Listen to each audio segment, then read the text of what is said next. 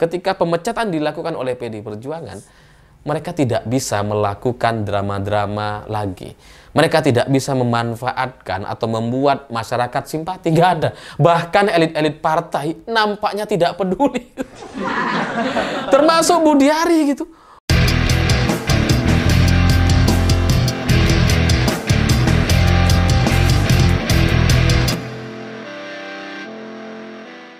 Selamat malam semuanya. Hari ini terus terang saya baru menyadari bahwa pemecatan kepada Jokowi, Gibran, dan Bobi adalah gambaran betapa matangnya penghitungan politik yang dilakukan oleh PDI Perjuangan.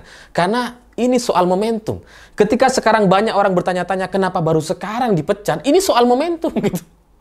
Karena kalau pemecatannya dilakukan 6 bulan yang lalu atau tahun lalu gitu ya, ketika masih sibuk-sibuknya kampanye, jangan-jangan itu justru akan merugikan PDI Perjuangan. Tapi PDI Perjuangan selama 2 tahun terakhir ini begitu sabar, begitu menahan diri sampai kemudian menunggu momentum yang pas untuk membacakan surat keputusan pemecatan kepada Jokowi dan keluarga. Karena kalau kita perhatikan dan kalau kita ingat-ingat sejak setahun yang lalu, kan banyak orang-orang meminta gitu ya untuk dipecat segera. Karena ini kan sudah berbeda pendapat. Gibran sudah jadi cawapres, terus kemudian Pak Jokowi juga sudah mendukung Prabowo dan Gibran. Ya udah pecat aja gitu. Kenapa nggak dipecat-pecat? Bahkan ada sekelompok partai sempak hitam. Itu yang kemudian nantangin, pecat dong. Kalau emang berbeda, pecat gitu. Kalau emang nggak butuh, pecat. Ngapain takut gitu. Ini PDI Perjuangan takut nih. Takut melakukan pemecatan. Bahkan sampai beberapa hari yang lalu, di Desember 2024 ini, itu Pak Jokowi masih begitu percaya dirinya, begitu angkuhnya mengatakan bahwa saya masih punya KTA PDI Perjuangan, dan kemudian masih menjadi bestie dari Pak FX Rudy. Jadi sampai kemarin, sampai beberapa hari yang lalu gitu ya, Pak Jokowi dengan partai sempak hitam, partai coklat, oh enggak, partai coklat enggak termasuk ya. Dengan kelompok relawan-relawannya itu masih begitu jumawa, masih merasa angkuh dan sombong sekali, seolah-olah PDI Perjuangan ini takut gitu, nggak berani untuk memecat Pak Jokowi. Seolah-olah mereka ini tak tertandingi gitu, karena meskipun sudah beda pilihan, sudah melakukan pengkhianatan dan sebagainya, tidak ada surat resminya, nggak ada SK-nya gitu. Sampai kemudian kemarin SK-nya benar-benar dibacakan oleh semua ketua DPD PDI Perjuangan di semua wilayah hadir gitu ya. Jadi pemecatan ini untuk membungkam para komentar-komentar gitu ya, para sempak hitam, partai sempak hitam, yang selama ini begitu cerewet sekali, begitu usil sekali, dan kemudian bilang bahwa PDI Perjuangan itu nggak berani. Nah sekarang setelah ada SK pemecatan gimana? Berani kan? Ya ini soal momentum gitu, karena kalau Pak Jokowi, Gibran, dan Bobi dipecat 6 bulan yang lalu atau setahun yang lalu gitu ya, itu nampaknya itu bisa menjadi blunder bagi PDI Perjuangan. Karena itu emang yang ditunggu-tunggu oleh kelompok mereka gitu. Makanya kemudian mereka meminta agar PDIP segera memecat. Pecat dong, pecat dong. Tapi PDI Perjuangan begitu sabar dalam 2 tahun terakhir ini, begitu luar biasa menahan diri. Meskipun sudah berkali-kali dibohongi oleh Pak Jokowi gitu ya, yang katanya Gibran nggak akan maju. Ya nggak mungkin lah, baru 2 tahun jadi wali kota, masa mau jadi wakil presiden. Yang bener aja. Itu sebenarnya PDI Perjuangan betul-betul ditipu oleh Jokowi dan Gibran. Mereka memainkan drama-drama Korea. Atau drama-drama yang sangat-sangat luar biasa liciknya untuk menipu PDI Perjuangan. Karena mereka bilang enggak ada, padahal sebenarnya dipersiapkan betul gitu. Suara PDI Perjuangan di Pileg betul-betul dihajar gitu ya, dibuat turun ya, meskipun dengan kekuatan para kader militansi, kader PDI Perjuangan di bawah itu memang sangat luar biasa. Jadinya ya meskipun dihajar, ditekan oleh partai coklat, oleh intimidasi kepada kepala daerah dan kepala desa gitu ya, tapi tetap saja PDI Perjuangan ternyata masih bisa untuk menjadi partai pemenang pemilu 2024 lalu. Meskipun suaranya turun, tapi tetap saja partai pemenang pemilu. Jadi Jadi apa yang dilakukan oleh Pak Jokowi dan keluarga dan Gibran atau Bobi gitu ya, itu sudah sangat-sangat luar biasa. Tidak hanya berbeda pilihan, tapi kemudian juga mencoba untuk mengalahkan PDI Perjuangan supaya PDI Perjuangan ini nyungsep seperti komentar-komentar para partai coklat. Bukan ya, partai sempak hitam. Soalnya mirip-mirip nih antara hitam dan coklat. Jadi segala pengkhianatan atau kemunafikan, kebohongan yang dilakukan oleh Pak Jokowi, Gibran, dan Bobi itu ternyata tidak mampu untuk membuat PDI Perjuangan menjadi partai yang turun drastis. Memang ada penurunan sangat tipis sekali, tetapi tidak bisa kemudian dikalahkan gitu ya. Masih tetap menjadi partai pemenang pemilu. Dan selama 2 tahun terakhir ini tidak hanya soal pemilu dan pileg, di pilkada juga sama gitu ya. Pak Jokowi itu kan ketika masih menjadi presiden gitu ya, ketika tahu bahwa Pramono Anung akan dicalonkan sebagai calon gubernur DKI Jakarta, itu kan Pak Jokowi ya silahkan gitu ya, mendukung gitu katanya kan, gitu ya. Merestui, mendukung dan sebagainya. Tapi ya pada akhirnya ternyata juga kembali dikhianati, di mana Pak Jokowi akhirnya membela atau membantu Ridwan Kamil untuk menang di Pilgub Jakarta. Ya meskipun pada akhirnya kalah juga gitu ya. Tapi kan jelas pengkhianatannya itu sangat luar biasa gitu. Pramono Anung ini kurang apa ke Pak Jokowi? 20 tahun terakhir Pramono Anung ini selalu menemani Pak Jokowi. Ketika Pak Jokowi maju sebagai calon wali kota, yang tanda tangan rekomendasi waktu itu sekjennya adalah Pramono Anung.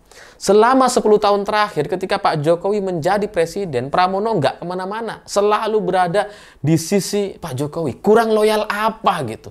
Tapi orang yang sebegitu loyalnya, terus kemudian ditipu di detik-detik terakhir. Ketika kampanye sudah tinggal beberapa hari lagi, terus kemudian setelah itu Pak Jokowi tiba-tiba menyatakan dukungan kepada Ridwan Kamil. Jadi banyak sekali yang sudah dilakukan oleh Pak Jokowi kepada PDI Perjuangan gitu ya, untuk menghancurkan PDI Perjuangan dan calon-calonnya. Nggak peduli dengan sahabat atau orang yang pernah dulu membesarkannya, yang memajukannya dari wali kota sampai presiden Indonesia, nggak peduli Pak Jokowi. Terus kemudian dilakukan upaya-upaya untuk mengalahkan semua kader-kader PDI Perjuangan di Pilkada 2024. Tapi ada yang berhasil dikalahkan, tapi ternyata ada banyak juga yang tidak bisa dikalahkan. Seperti misalkan wali kota Semarang, wali kota Surabaya, gubernur Jakarta, dia itu ternyata tidak bisa dikalahkan oleh partai coklat ataupun partai sempak hitam. Dan PDI Perjuangan selama 2 tahun terakhir ini begitu sabar, begitu menahan diri. Padahal semestinya gitu ya, seharusnya PDI Perjuangan sudah memecat Pak Jokowi ketika pengkhianatan itu dimulai. Harusnya gitu kan. Bisa aja PDI Perjuangan mengeluarkan surat pemecatan kapanpun mereka mau. Tapi karena ini soal momentum, menunggu gitu ya, PDI Perjuangan harus begitu bersabar selama 2 tahun terakhir ini. Meskipun Pak Jokowi sudah udah kayak nantangin, udah kayak ngerusak dan sebagainya, masih sabar betul gitu ya. Lalu kemarin puncaknya itu momentum akhirnya datang dan kemudian dibacakanlah surat pemecatan. Karena PDI Perjuangan sadar betul gitu ya, kenapa pemecatan kepada Pak Jokowi ini baru dibacakan kemarin. Karena kalau dibacakan tahun lalu atau 6 bulan yang lalu atau ketika Pak Jokowi masih menjadi Presiden Republik Indonesia gitu ya, ini akan sangat luar biasa berdampak negatif kepada PDI Perjuangan. Karena PDIP sudah tahu gitu, sudah hafal betul lah gitu ya, bagaimana Pak Jokowi dan keluarga ini sangat-sangat lihai sekali untuk memainkan drama-drama terzolimi. Yang muka memelas, cocok sekali dengan Pak Jokowi Gibran gitu, mukanya melas gitu kan, merasa dizolimi gitu ya, merasa ditinggalkan gitu kan. PDI Perjuangan hafal betul. Kalau pemecatan dilakukan 6 bulan yang lalu atau tahun lalu gitu ya, maka itu akan berdampak negatif. Pak Jokowi Gibran bisa playing victim, bisa merasa bahwa mereka ini dianggap dikucilkan, dikeluarkan. Bisa main drama gitu kan. Dan mungkin setelah itu Pak Jokowi bisa tiba-tiba menjadi ketua umum partai lawan dari PDI Perjuangan gitu. Karena momentumnya itu ada sekali. Sangat besar sekali ombaknya, momentumnya. Ya, kalau PDI Perjuangan memecat Pak Jokowi tahun 2023 lalu ketika sedang masa kampanye atau sedang menjadi sorotan banyak media, itu nampaknya entah Golkar atau partai yang lain akan memanfaatkan isu itu dan kemudian menempatkan Jokowi sebagai ketua umum partai. Seandainya pemecatannya tahun lalu gitu. Tapi ya itu tidak dilakukan oleh PDI Perjuangan karena mereka hafal betul gitu.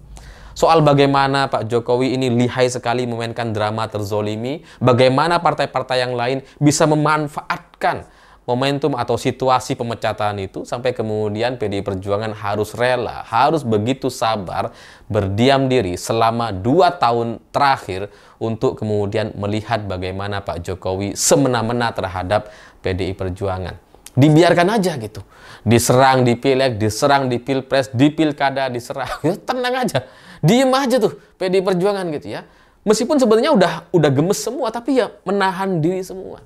Karena ya memang sangat-sangat repot kalau untuk menghadapi Pak Jokowi dan keluarganya gitu ya. Karena kalau sampai Pak Jokowi atau Gibran mengadakan kompres, seandainya nih ya, diadakan pemecatan tahun lalu, tahun 2023 ketika masih pilpres gitu ya. Ini saya sangat yakin Pak Jokowi, Gibran, Bobi, atau Kaisang juga akan bersama-sama menyampaikan konvers, misalkan gitu ya.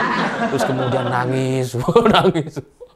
Ya saya merasa bahwa sudah melakukan segalanya untuk negara ini dan kemudian melakukan yang terbaik. Pasti kayak gitu. Kalau itu yang terjadi kan PDI Perjuangan akan dikucilkan gitu. Lawang jangankan konvers seperti itu gitu ya. Tanpa pemecatan sekalipun kan banyak hujatan-hujatan kepada PDI Perjuangan waktu itu, tahun 2023 lalu. Tapi sekarang coba bandingkan ketika PDI Perjuangan memecat Pak Jokowi, siapa yang nyerang PDI Perjuangan? Gak ada. Gak ada. Semuanya tertawa dan kemudian menganggap bahwa memang pantas lah Pak Jokowi, Gibran, dan Bobi itu ya dipecat. Jadi ya ini soal momentum yang kemudian memang betul-betul harus diperhitungkan. Karena menghadapi seorang Jokowi yang punya kekuasaan waktu itu, yang masih media darling gitu ya, yang masih bisa mengendalikan media, lembaga survei dan sebagainya, wah itu memang tidak mudah bagi PDI Perjuangan. Tapi ya saya melihat bahwa semua kesabaran ini itu memang betul-betul berkat perhitungan matang yang dilakukan oleh PDI Perjuangan, Ibu Mega dan para pengurusnya gitu ya. Jadi banteng ini nampaknya gagal diberikan umpan. Jadi sebenarnya kan mereka pengen agar pemecatan ini dilakukan lebih awal gitu, tapi ya itu tidak dilakukan. Jadi ya mereka memilih untuk bersabar. Sekejam-kejamnya Pak Jokowi, Gibran, dan Bobi kepada PDI Perjuangan tetap sabar gitu kan. Dan pemecatan baru dilakukan setelah rezim berganti, pemilu selesai, pilkada selesai, dan semua elit partai sudah mendapatkan posisinya masing-masing. Menteri sudah diputuskan, partai politik sudah punya suara, ketua umum partai sudah duduk di tempatnya masing-masing, dan setelah itu PDI Perjuangan mengumumkan pemecatan. Dan terbukti ketika pemecatan dibacakan hari ini, nampaknya tidak ada lagi yang peduli kepada Pak Jokowi. Kan kasihan sekali gitu. Pak Jokowi itu nampaknya dengan Gibran dan Bobi sudah betul-betul menyiapkan gitu untuk memainkan drama-drama playing victim seperti tadi yang saya gambarkan. Dia bersiap betul tuh, siap untuk playing victim. Tapi ternyata ketika hari itu terjadi gitu ya, ketika pemecatan dilakukan oleh PDI Perjuangan, mereka tidak bisa melakukan drama-drama lagi. Mereka tidak bisa memanfaatkan atau membuat masyarakat simpati. Nggak ada. Bahkan elit-elit partai nampaknya tidak peduli. Termasuk Budiari gitu. Budiari yang sebelumnya itu begitu begitu menggebu-gebu membela Jokowi. Ketika ada isu Fufafa membela di depan dia. Oh bukan. Fufafa dipastikan bukan Gibran. Siapa? Nggak tahu. Pokoknya bukan Gibran. Ketika ada kasus isu jet pribadi, Budiari berada di depan. Tapi sekarang ketika Jokowi, Gibran, dan Bobi dipecat, di mana Budiari? Nggak peduli gitu.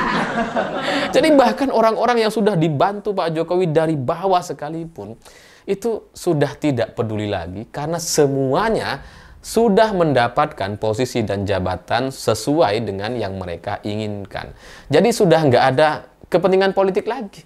sudah merasa bahwa mereka udah selesai, 5 tahun sudah aman gitu kan. Udah nggak butuh Pak Jokowi lagi. Jadi itulah yang saya sebut sebagai sebuah kematangan politik, penghitungan dari yang dilakukan oleh PDI Perjuangan, dan juga kesabaran.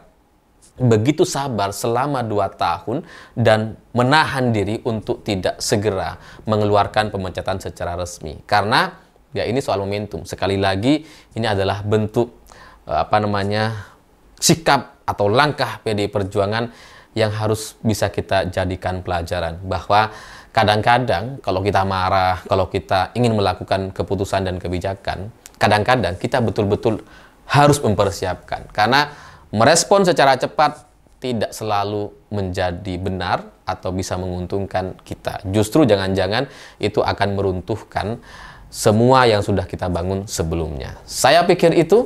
Terima kasih sudah menonton. Begitulah kura-kura.